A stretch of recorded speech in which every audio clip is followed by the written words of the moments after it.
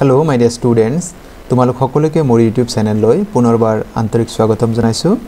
তোমালোকে বহুতেই সমাজ বিজ্ঞানৰ বিভিন্ন পাঠৰ দৰকাৰী প্ৰশ্নসমূহৰ ভিডিঅ' বিচাৰিছা। সেইবাবে মই ভিডিঅ'সমূহ প্ৰস্তুত কৰিছো। তোমালোকে ভিডিঅ'বিলাক প্ৰথমৰ পৰা শেষলৈ চাবা।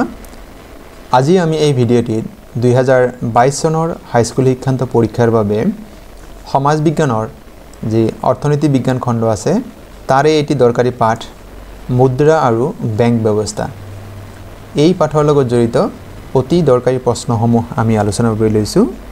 আমাৰ এই পাঠত আমাৰ যি সিলেবাস আমাক কমাই দিছে সেই নিয়মতে পেজ নম্বৰ 29 লৈকে আমাক দৰকাৰ হ'ব 1.10 যেটো আমাক আছে পেজ নম্বৰ 29 ত এইখিনি লৈকে আমাক এই সিলেবাসত আমাক কভাৰ কৰা হ'ব। তাৰ পিছৰখিনি আমাক নালাগে।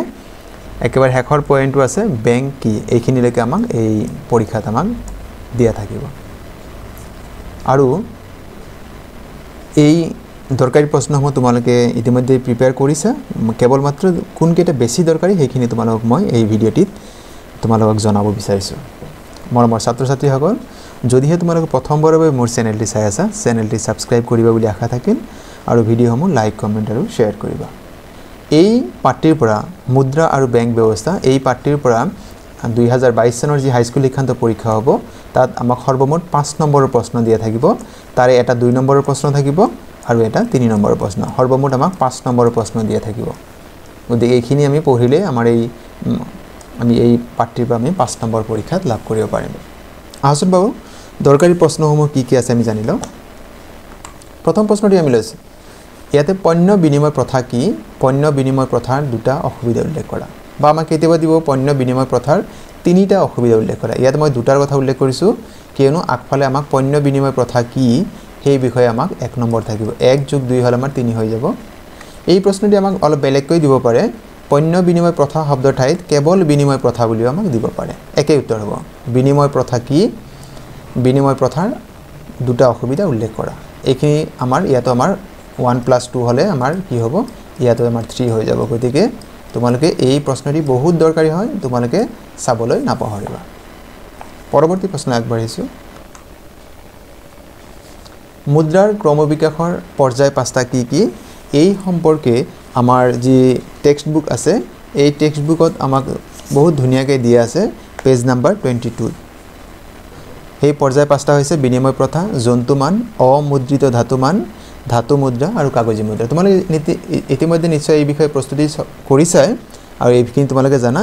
তথাপি মই তোমালোকৰ সুবিধাৰ বাবে কৈছো তোমালোকৰ টেক্সট বুকৰ পেজ নম্বৰ 22 ত এই প্ৰশ্নৰ উত্তৰ দিয়া আছে।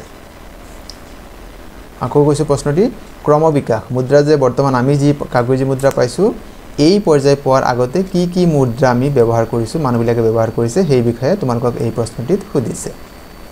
পৰৱৰ্তী প্ৰশ্ন আগবাঢ়িছো। ইয়াতে মুদ্ৰাৰ যিকোনো তিনিটা কাৰ্যাৱলী উল্লেখ কৰা। মুদ্ৰাৰ যি কাৰ্য আছে ফাংচনস অফ মানি সেই বিষয়ে আমাক সুধিছে। যিকোনো তিনিটা কাৰ্যাৱলী লিখিলে আমি 3 নম্বৰ আমি লাভ কৰিম। পৰৱৰ্তী প্ৰশ্ন আগবাঢ়িছো আমি। যিকোনো 3 প্ৰকাৰৰ প্ৰকৃত মুদ্ৰাৰ নাম লিখা। আমি জানো যে প্ৰকৃত মুদ্ৰাৰ বহুকেইটা প্ৰকাৰ আছে আৰু এই সম্পৰ্কে আমাৰ যি পাঠ্যপুথি দিয়া আছে টেক্সটবুকৰ 26 নম্বৰ পৃষ্ঠাত এই বিষয়ে বহুকেইটা প্ৰকাৰ 15টা প্ৰকাৰ দিয়া আছে। সামগ্ৰী মুদ্ৰা, যন্ত্ৰ মুদ্ৰা, ধাতুগত মুদ্ৰা, কাগজী মুদ্ৰা এনেকৈ আমাক 15 প্ৰকাৰৰ প্ৰকৃত মুদ্ৰাৰ উদাহৰণ আমাক দিয়া আছে পেজ নম্বৰ 26ত। গতিকে তাৰে যিকোনো 3 প্ৰকাৰৰ আমাক নাম উল্লেখ কৰিব দিব পাৰে। পৰৱৰ্তী প্ৰশ্ন আগবাঢ়িছো। মুদ্ৰাৰ যিকোনো 3টা ভূমিকা উল্লেখ কৰা। এই সম্পৰ্কে আমাক প্ৰশ্নটিৰ এই উত্তৰটি হৈছে পেজ নম্বৰ 29ত আমাক দিয়া আছে।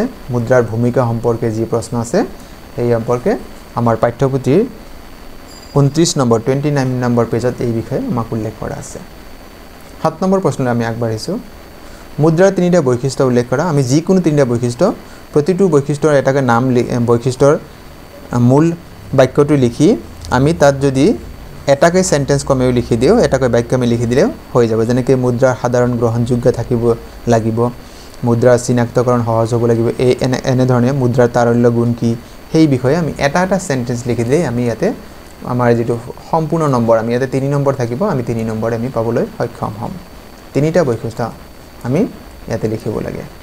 পৰৱৰ্তী প্ৰশ্ন মুদ্ৰাৰ অসুবিধাসমূহ কি কি or the drawbacks of money এই বিষয়ে আমাক আমাৰ যিটো টেক্সট বুক আছে টেক্সট বুকৰ পেজ নাম্বাৰ 29ত এই বিষয়ে আমাক ডিটেইলছ দিয়া আছে বুজি তোমালোকে চাই লবা পেজ নাম্বাৰ 29ত আমাক বহুকিটি অসুবিধা মুদ্ৰাৰ অসুবিধা সম্পৰ্কে উল্লেখ কৰা আছে তোমালোকে এই প্ৰশ্নটি বহুত দৰকাৰী হয় গতিকে তোমালোকে ভালদৰে চাই লবা পৰৱৰ্তী প্ৰশ্ন আমি আগবাঢ়িছো মুদ্ৰা কাক বোলে মুদ্ৰাৰ যিকোনো দুটা বৈশিষ্ট্য ইতিমধ্যে মই মুদ্ৰাৰ বৈশিষ্ট্য বিষয়ে প্ৰশ্ন উল্লেখ কৰিছোৱে এই প্ৰশ্নটি আমাক 1+2 কৰি দিলে আমাক 3 কৰি দিব পাৰে 1+ আমাক 2 কৰি দিলে আমাক এই প্ৰশ্নটি আমাক 3 মাৰ্কছৰ কাৰণে হৈ যাব বা নতুবা আমাক মুদ্ৰাৰ তিনিটা বৈশিষ্ট্যৰ বিষয়ে আমাক উল্লেখ কৰিব দিব পাৰে আৰু এই পাঠৰ অন্তিমটি প্ৰশ্ন 10 নম্বৰ প্ৰশ্নটি হৈছে কলা মুদ্ৰাৰ বিষয়ে এটি চমুটুকা লিখা এই বিষয়ে আমাক কলা মুদ্ৰা আমি যাক ব্ল্যাক মানি বুলি জানো এই বিষয়ে আমাক কেতিয়াবা প্ৰশ্ন সুধিব পাৰে